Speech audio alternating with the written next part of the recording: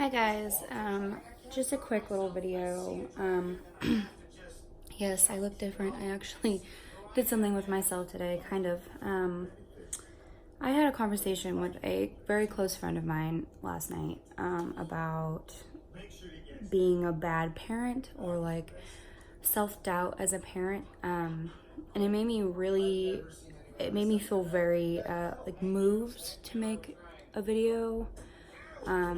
Because I know there are a lot of parents who are in the same boat, never really feeling like you measure up or live up to your own expectations, I guess. Me being one of those. So I just wanted to share a little bit of a recent backstory situation that happened. Benson is asleep again.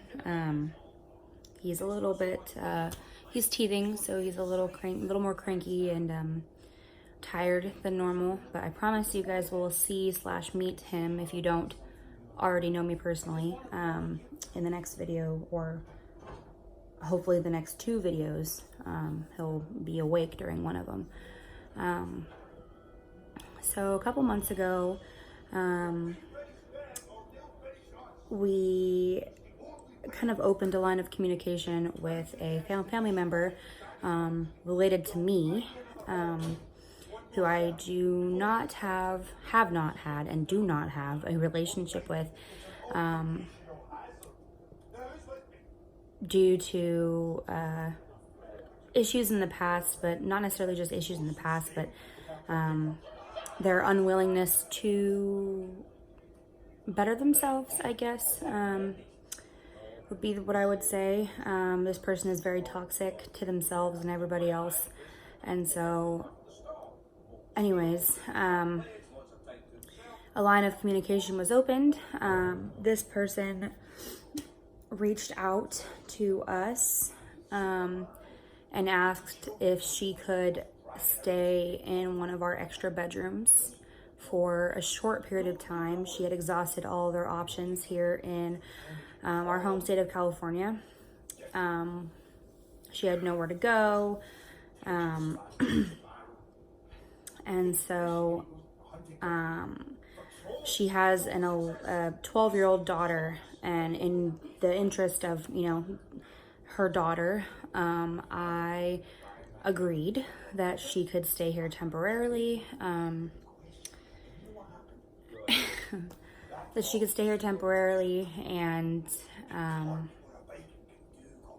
until she gets back on her feet, like 1 or 2 months maximum. And it ended up being a huge disaster. This person proved once again that they cannot be involved in my life. This person called CPS on us for absolutely no reason. And I know every parent ever who gets CPS called on them says that same thing. But we actually were able to get a statement from CPS stating that this person was a danger to my child and myself. She called CPS with no other intention than to destroy our family, basically, and get our son taken away from us. It resulted in us getting a restraining order on her, and it was a big, huge fiasco. Well, of course, anybody who is toxic and miserable with themselves will, of course, try to make you feel bad about yourself. And so, the comments started flying from her about how bad of a parent I am and how, mentally unstable and all this other complete bullshit, for lack of better words. And after that all was over, I really started doubting myself as a parent. Just not necessarily for any realistic reasons, just like, what if what this person is saying is true? What if I paint things with a silver paintbrush? What if I'm what if I'm just not seeing the signs? What if I really do need professional help? Just kind of bullshit questions that I already know the answer to. And, you know, and I am not a bad mom. I am not a perfect mom. I have my moments where I don't lose my shit, but I get angry and I yell. And I just wanted to make a video saying that, yelling and being an angry parent does not make you a bad parent. Getting frustrated when your child does things, makes huge messes, or, that does not make you a bad parent. We are people, we are human beings. We have emotions. Sometimes they get the best of us. What's important is that your child knows, that you love them, that your love is unconditional, that no matter how difficult they are or how mad you get, like, they still know that you love them. What does make you a bad parent is putting things before your children, whether it be drugs or, other substances, alcohol, whether it be gambling issues or, whatever other addictions that you may have, whether, it could be a sexual partner, it could be shopping, whatever, personal hobbies, I guess, would count too. And when I say that, I mean like parents who leave their kids with, other people constantly, or with a nanny 24/7 and just are distant and just not there. That makes you a bad parent. Not being there for your child when it counts, not letting your child know that you love them, not being there to kiss those boo-boos and, just cuddles and reading them books and giving them baths and being there for the important moments and showing them that you're proud of them. Though those, if you aren't doing all of those, if you are falling short of those basic things, that makes you a bad parent. Having human emotions and human faults does not make you a bad parent.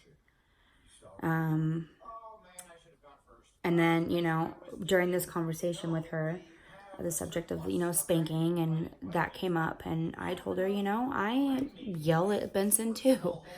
I spank him on occasion too, when it's needed, absolutely needed.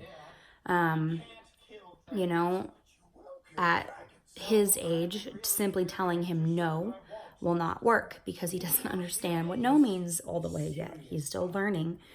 I don't make him cry when I spank him or anything like that, but there needs to be something other than just, hey, no, don't do that, and so, like, spanking your kids, if you don't believe in that, great. If you do, great. But spanking, if you do believe in it, and you do spank your kids when it's deserved and when, for discipline, not just out of anger, that does not make you a bad parent. That does not make you an abusive parent. And I think a big part of why so many parents doubt themselves and think that they're not good enough for their kids, I think social media has a lot to do with it. I really do. We see people posting perfect posed pictures with their kids and their families, and about the fun trips they go on, or my kid did this and I'm so proud of my kid, and blah, blah, blah. My child's walking and I just love my son or love my daughter so much, or, and people don't post about the hard days, the nasty days where, you aren't 100% and you can't give 100% to your kids. And I think that's where society has it wrong. And nobody talks about the struggle. And there's so many parents who struggle, so many parents who struggle, and it's not talked about. And I know, well, Marissa, that's a private thing. It doesn't need to be public. And I agree with that, but at the same time, in a world where everything else is public, there needs to be a balance between, the good days and the bad, because especially new parents, they see all these posts of other moms, whether they be, or other parents, whether they be young or old or whatever, only posting about the good times. Well, they don't see all the, the times where the parents absolutely lost their shit or had a breakdown, or, just, they don't see any of that. And I think it just sets up, unrealistic expectations, and then it makes you feel like you're falling short, or that you're not good enough, or like, why can't I live up to the level of parent that this person is, or like, why is this so hard for me but it's so easy for everybody else? Like, what's wrong with me? And that's not how it is at all. Everybody struggles. Everybody. I don't care how perfect it may seem. I don't care how much they look like they have their shit together. They fucking struggle. There was one day in particular, when Benson was a lot smaller. Jake was not home. He was gone, as he is a lot. Before he became a truck driver, he was just driving for Lyft. Which, if you don't know what Lyft is, many of you will. It is a rideshare service. He was driving full-time for Lyft, and so he was gone, 85% of the time, because he would go to, like, the San Francisco area. If you're not familiar with California, many people know where San Francisco is, so, I was home alone with Benson, and he was just crying all day long. And I couldn't take it anymore. I broke down, and all he wanted was to be held. And I couldn't, I could not bring myself to just hold my child. And I felt like such a shit parent because of that. So I put him in his pack and play, and I let him cry, and I cried. We cried together, and, he ended up getting to the point where, his voice was a little raspy, and he was losing his voice, and just from crying so much. And I felt horrible, but at the same time, like, I needed that 30 minutes to just cry and let my frustration from the day out. Like, what's important, what's the most important. That was not a stutter, I'm just emphasizing. The most important thing is that you give your best to your kid every day.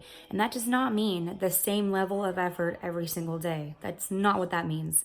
Some days your best might be, 110%. You might be on your feet. You might be in a great mood. You might, have everything together, the house clean, the kid happy, playing with your baby, great. If that's how that day works, great. But don't expect every other day to be like that. Don't expect every single day that your best is going to be just like that, because that's not realistic, and that's not how it works. Sometimes, and like I made this analogy to my friend last night, and it's incredibly cheesy sounding and retarded, but just bear with me. Sorry. My eyes watering. Some days you're like an ocean. Some days all of your water is drawn back into itself, and exposes the bare sand, and there's just nothing to give, and that might be your best one day, when you've just had enough, or you've had a horrible week, or, you haven't had, time to recharge and, reset yourself. Some days you might just be calm and stagnant, and, maybe at like a 50% or 60%, and, that might be your best for that day. Other days you might be a huge wave, just overflowing with overflowing with happiness and joy and energy. And, you might feel good about yourself. You might, just feel good in general, just be optimistic and positive and, feel like you got a lot done and you accomplished a lot for the day. And when I say got a lot done, I'm mainly, for me, talking about like chores and stuff like that. I'm a stay-at-home mom, which I think I mentioned that in my video yesterday, but I can't remember. And that might be your best for that specific day. But that doesn't mean that every single day has to be that way. It doesn't mean every single day will be that way, because trust me, it will not be. And I'm sure there will be people that watch this and think, oh, I don't agree with what she's saying at all. I don't have those days where I'm extremely exhausted and I just, where I'm not, where I just feel like I'm on empty. And those people are lying to themselves, because everyone goes through those days. We're humans. It happens. And it makes it a lot harder when you don't have you don't have close friends that you can lean on, or you don't have, a lot of family that can help you out. The term "it takes a village to raise a child" is accurate. Like, no, you don't need all of those people to raise a child, but it helps. It helps with your mental state. It helps, and I'm not saying pass your baby off to somebody else all the time, but on those days where you are just absolutely, you have had it and you have nothing else to give and you need a break, like, it helps to have somebody that you can just be like, hey, can you watch my kid for a half an hour while I take a bath? Or can you watch my kid for an hour while I go for a run, or while I go to yoga, or while I go to the thrift store to go shopping, or just look at shit, or go to the animal shelter to look at pets, or whatever you want to do, whatever you do for you that works for you. It helps to have that person, and it's hard when you're like me, or like my friend, and you don't have those people, because it's all on you. And like, yes, I have Jake, and I'm very, he is a great father. He is a great provider. He works very hard, but he is not here a lot of the time. And so a lot of the parenting and, the hard days, and almost all of the hard days, are on me. And I don't have anybody that I can just, my only breaks are when Benson is napping, like he is now, which is, and that's why I started this vlog, was just so I could have an outlet, I guess. If anything, just to speak my mind, get things off my mind, before, my head explodes. But, we're all human, and we're all trying our best. And, the word best is going to be different for every person, and different for every day, and different for every hour and minute and second. It's a learning curve. Being a parent is a learning curve, and nobody has it down. Nobody has it perfect. You're constantly learning, constantly. And the most important thing that I can say is, if you are thinking that you're a bad parent because you yell, or because you get angry, or because you spank your kid, or whatever, you're telling yourself in your head to make you doubt yourself, just, ask yourself, does my child know that I love them? Do I tell them that I love them enough? Do I give them enough love? Do I give them enough attention? And it doesn't necessarily need to be like, hey, come and give me love, like, come and give me hugs and kisses. It doesn't need to be that necessarily. It could be bath time. It could be sitting on the floor and just making faces at them. It could be playing with their toys. It could be going for a walk. It could be a book. It could be just, whatever, just extra time with one-on-one with your child, to just let them know. And like, even if, they're taking a nap and you go and you give them some cuddles, while they may not, they're not conscious, their bodies know and can sense when you're there. And that's not hippy-dippy bullshit. That's from a biological standpoint.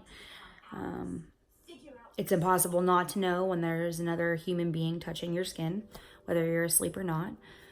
Whether you realize it when you wake up or not, but your child will benefit from that. And that is the most important thing.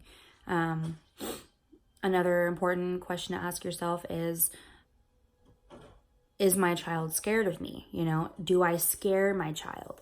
If the answer is yes, or the answer is sometimes, you may want to, well, I mean, if it's yes, if your child is scared of you, then yes, the behavior needs to be addressed. You know, something needs to be changed, because at that point, you know, yelling or spanking is only doing damage.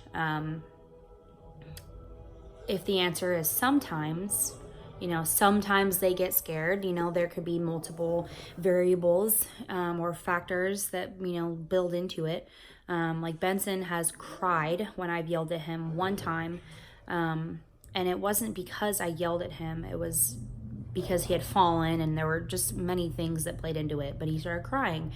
And just the possibility that I had made him cry by raising my voice and yelling at him made me feel bad about myself. And I instantly just felt like I wasn't enough, and that I wasn't good enough, and that I wasn't working hard enough and being patient enough. And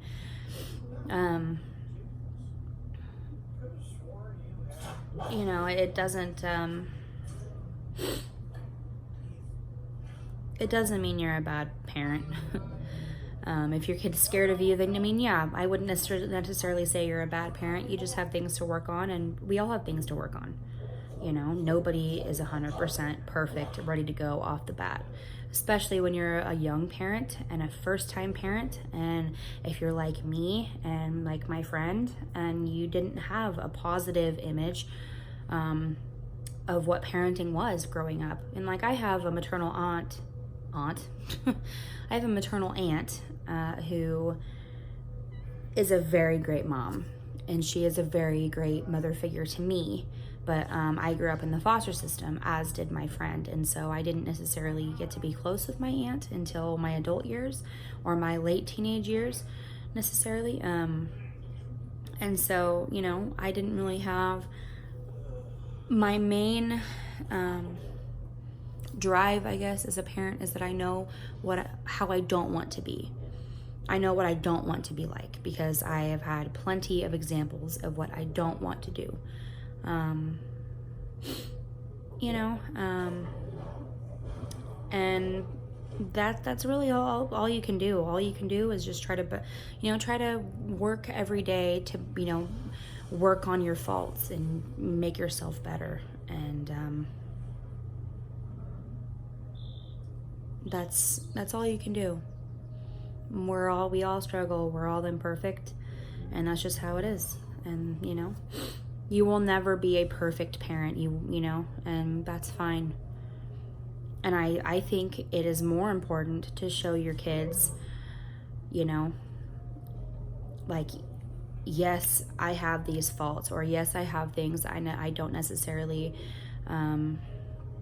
sorry, the camera keeps moving because I'm being retarded with it. Things I'm not necessarily proud of, but I'm working towards them. Or, you know, like when I do lose my cool, like I apologize to my child, and then I make sure that my child knows that I am sorry and that I love them. And I think that is the most important thing you can do. I think that's all you can do, you know, because no matter how together it may seem, you know, you're gonna have days where you lose your shit. You're gonna have days where you lose your cool. But does that mean you're gonna go bipolar crazy? No, not necessarily, unless you are bipolar, which then I hope you're on your meds. Get help. If you are not bipolar, you know, it's obviously a different level of anger, but still, you know, that's not necessarily saying like, oh, I'm gonna completely lose my shit and burn the house down and kill my kids. No, it just, you know, we only can deal with so much. You know, there's only so much we can deal with. So yeah, that was just something that I wanted to address, just to help any parents out there who are doubting themselves.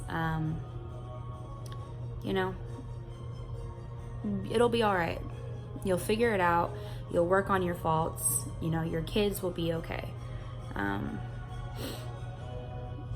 And, you know, that's the most important thing. You know, you are not a shitty parent, unless you are. And then, you know, I'm not saying there are no such thing as shitty parents, because there definitely are. But just because you get angry and you might yell and get frustrated, and do not keep your cool 100% of the time, does not mean that you are a shitty parent. you're a parent. That's what that means. It means you're a parent and you're human and you're learning. All right, guys, I'm going to stop ranting because I'm just going to start repeating myself at this point. I should be doing a cloth diaper video maybe tomorrow. I don't quite have enough cloth diapers yet to do a load. So yeah, keep an eye out for that. And then I'll try to be doing weekly updates, or like after my midwife appointment updates, weekly or bi-weekly or whatever. So yeah, many more videos to come. I already have many ideas, including a kind of opinionated, heated video that will be up hopefully sometime this next week, about child deaths of, children being left in cars, because I feel that needs to be addressed. So yeah, stay tuned. All right, thanks guys.